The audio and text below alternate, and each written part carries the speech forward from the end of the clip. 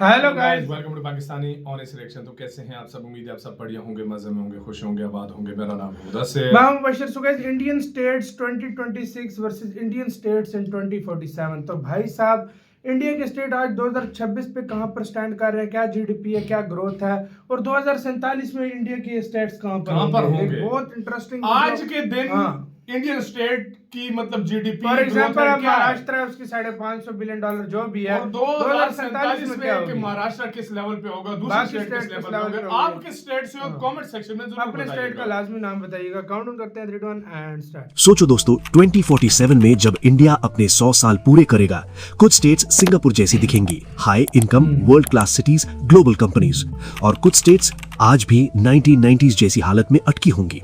पर असली सवाल ये नहीं है कि इंडिया ग्रो करेगा या नहीं। असली सवाल ये है, कौन सा इंडिया ग्रो करेगा और कौन सा इंडिया पीछे छूट जाएगा।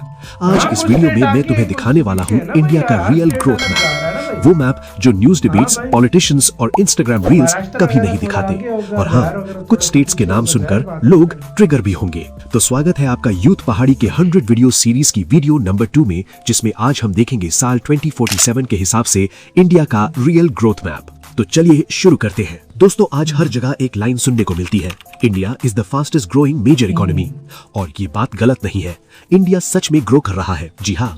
लेकिन प्रॉब्लम ये है, इंडिया इवनली ग्रो नहीं कर रहा। क्यों भाई? तो इसके लिए थोड़ा डेटा समझते हैं। तो इंडिया की टोटल जीडीपी का लगभग 60% सिर्फ टॉप 6 स्टेट से आता है, और दूसरी तरफ बॉटम 10 स्टेट्स मिलकर 15% से भी कम जीडीपी कंट्रीब्यूट करते हैं। अर्बन इंडिया ग्रोथ का इंजन है, जबकि रूरल इंडिया अब भी सर्वाइवल मोड में है।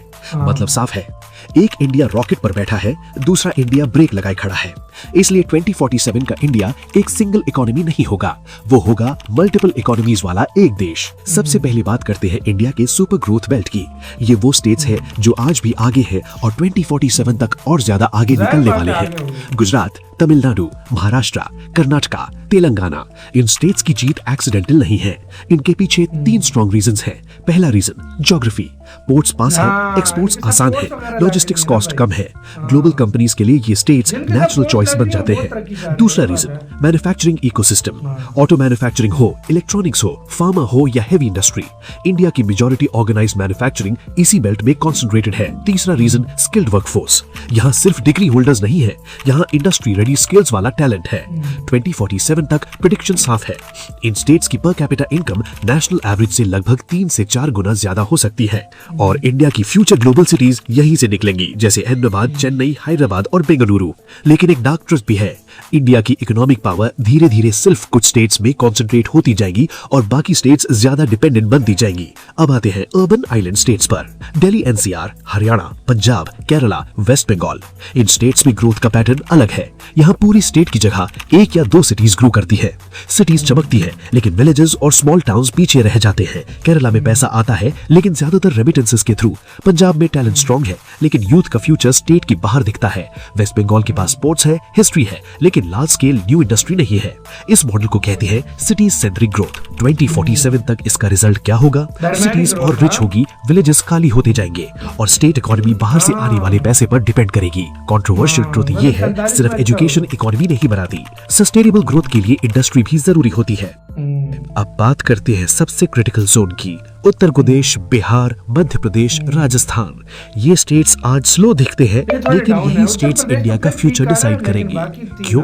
क्योंकि इंडिया की लगभग 45% पॉपुलेशन यहीं रहती है। अब यहाँ 2 पॉसिबल फ्यूचर्स हैं। पहला फ्यूचर, अगर मैन्युफैक्चरिंग शिफ्ट होती है, स्किल्स इंप्रूव होती है और लॉजिस्टिक्स स्ट्रॉन्ग होती है, तो यही स्टेट्स इंडिया को अनस्टॉपेबल बना देंगी। दूसरा फ्यूचर, अगर जॉब्स क्रिएट नहीं हुई तो massive jobless population, large scale migration और सोशल प्रेशर एक्सप्लोड करेगा। 2047 का वर्डिक्ट बहुत क्लियर है, यूपी और बिहार इंडिया का मेक और ब्रेक पॉइंट है। ये जीते तो इंडिया जीतेगा, ये हारे तो इंडिया की ग्रोथ भी लिमिट हो जाएगी। अब आते हैं सबसे आयरॉनिक स्टेट्स पर। झारखंड, छत्तीसगढ़, उड़ीसा, इन स्टेट्स के पास रिसोर्सेज की कोई कमी नहीं है। कोल है, आयरन ओर है, बॉक्साइट है, फिर भी जीडीपी लो है और ह्यूमन डेवलपमेंट वीक है। क्यों? क्योंकि यहाँ से रॉ मटेरियल बाहर जाता है, वैल्यू एडिशन बाहर होती है, फैक्ट्रीज बाहर लगती है, जॉब्स बाहर क्रिएट होती है, लोकल लोगों को सिर्फ पोल्यूशन और डिस्प्लेसमेंट मिलता है। 2047 तक क्या चीज हो सकता है? अगर लोकल प्रोसेसिंग और मैन्युफैक्चरिंग यही हुई तो गेम बदल सकता है, नहीं तो ये स्टेट्स सिर्फ रिसोर्स सप्लायर्स बनकर रह जाएगी। दोस्तों अब लास्टली देखते हैं north east states, Himalayan belt, Jammu and Kashmir, Ladakh को। तो यहाँ पॉपुलेशन कम है, इंडस्ट्री लिमिटेड है, लेकिन स्ट्रेटेजिक इंपॉर्टेंस बहुत ज्यादा है। Borders, defence, hydro power, eco tourism, future में ये रीजन्स इकोनॉमिक पावर हाउसेस नहीं बल्कि स्ट्रेटेजिक पावर सेंटर्स होंगे। सच ये है कि ये स्टेट्स रिच नहीं होंगे, लेकिन इग्नोर भी नहीं किए जा सकते। 2047 का रियल पावर शिफ्ट। 2047 में इंडिया को स्टेट्स डिवाइड नहीं करेंगी, इंडिया को डिवाइड करेंगी पॉलिसीज और एग्जीक्यूशन। 3 चीजें डिसाइड करेंगी कौन आगे जाएगा। पहली, infrastructure access, expressways, ports, freight corridors. दूसरी, manufacturing policies, labour reforms, land availability, power cost. और तीसरी, ह्यूमन कैपिटल, स्किल डिग्री से ज्यादा इंपॉर्टेंट होगी, हेल्थ पॉपुलेशन से ज्यादा। ट्रूथ बॉम्ब ये है, 2047 का इंडिया एजुकेशन से नहीं एग्जीक्यूशन से बनेगा। अब कुछ प्रेडिक्शंस जो अनकंफर्टेबल लग सकती हैं। पहली प्रेडिक्शन, कुछ स्टेट्स पॉलिटिकली पावरफुल होंगी लेकिन इकोनॉमिकली इररेलेवेंट। दूसरी प्रेडिक्शन, माइग्रेशन इंडिया का सबसे बड़ा क्राइसिस बनेगा, क्लाइमेट चेंज से भी बड़ा। तीसरी प्रेडिक्शन, टियर 2 सिटीज कई टियर 1 सिटीज को बीट करेंगे। और चौथी प्रेडिक्शन, इंडिया रिच होगा लेकिन इक्वालिटी कम होगी। फाइनल वर्डिक्ट दोस्तों, 2047 का इंडिया इक्वल नहीं होगा लेकिन पावरफुल होगा, स्ट्रेटेजिक होगा और सिलेक्टिवली रिच होगा। सवाल यह नहीं है कि इंडिया सुपर पावर बनेगा या नहीं, सवाल यह है क्या तुम उस इंडिया में होगी जो आगे बढ़ रहा है या उस इंडिया में जो बस सर्वाइव कर रहा है। कमेंट में बताओ तुम्हारा स्टेट 2047 में किस ग्रोथ जोन में होगा। लाइक करो अगर सच अनकंफर्टेबल है, शेयर तो इसी के साथ वीडियो खत्म। मेरी नजर में तो इंडिया वो होगा 2047 का जो आगे बढ़ रहा होगा और फुल एंड स्ट्रांग इंडिया होगा। देखो अगर देखो ये लीडरशिप की ये गवर्नमेंट की बड़ी चीज डिपेंड करती है। देखो अब आज से जब बीजेपी आई थी ना तो उस टाइम मुख्तलिफ स्टेट पिछड़ गए थे, मतलब वो बहुत पीछे थे। आज वो स्टेट ग्रो कर रहे हैं। बिहार को देखो ग्रो कर रहा है, यूपी को देखो कितना ग्रो। बिहार फिर इतना नहीं कर रहा, जो सीधी सी बात है। अभी काम बड़े उधर भाई उधर देखो बिहार जो है सीधी सी नहीं कर रहा। उधर जो उनका जो सीएम है बिहार का वही अनएजुकेटेड है, नीतीश कुमार। वो भाई खुद पढ़ा लिखा नहीं है तो वो अगलों को क्या करेगा भाई। आप उसको छोड़ो, यूपी जो है उसने गेम चेंज की है, गुजरात ने गेम चेंज किया है, इन दोनों ने बहुत बड़ी गेम बहुत ज्यादा। महाराष्ट्र तो ऑलरेडी पहले से कर रहा था, सीधी सी बात बिल्कुल।